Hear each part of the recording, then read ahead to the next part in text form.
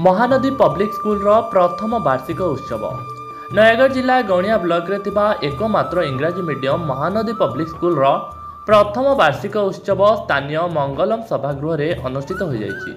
एही कार्यक्रम रे मुख्य अतिथि भावे जिला आईन प्राधिकरण सेवार संपादक अंजलि माछगुंड जोग दैथिबा बेले मुख्य वक्ता भावे गणिया उन्नयन कमिटीर सभापति उषा पट्टनायक, सम्मानित अतिथि भावे शिक्षाविद नंदकिशोर मिश्र, ब्लॉक शिक्षा अधिकारी रविंद्रनाथ राउतराय, महानदी पब्लिक स्कूल संपादक पंकज कुमार साहू, अध्यक्ष महेंद्र कुमार महाराणा प्रमुख मंचासीन थे।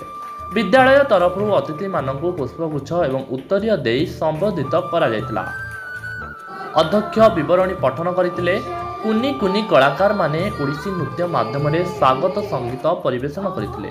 मुख्य अतिथि छात्र छात्री मानक सहित मिसी खेल संगीत परिवेशन करने सहित भल पाठ पढ़ी विद्यालय में ना रखा परामर्श देते।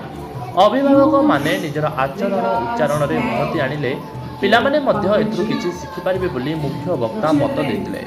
विद्यालय आमको सुजोग देछि निजको गढ़ी तोलिबा आ निजर शिक्षक मानकर स्वप्न को साकार करबा बोली से प्रकाश करथिले।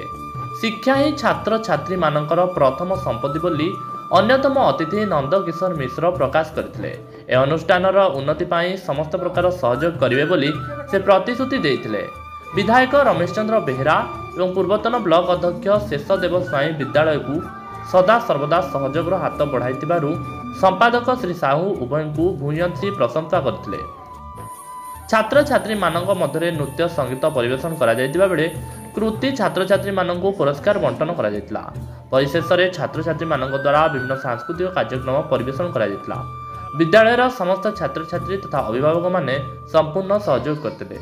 विद्यालय तरफ वार्षिक उत्सव अवसर में डाक्टर प्रभाकर दास सामंतराय, महाविद्यालयर अध्यक्ष मलय कुमार पंडा, मणिभद्रा खबर मुख्य संपादक देवी प्रसाद दास, गणिया सांबादिक संघर सभापति विश्वरंजन सेठी, स्वेच्छासेवी ब्रजकिशोर साहू संबोधित करा जायतिला।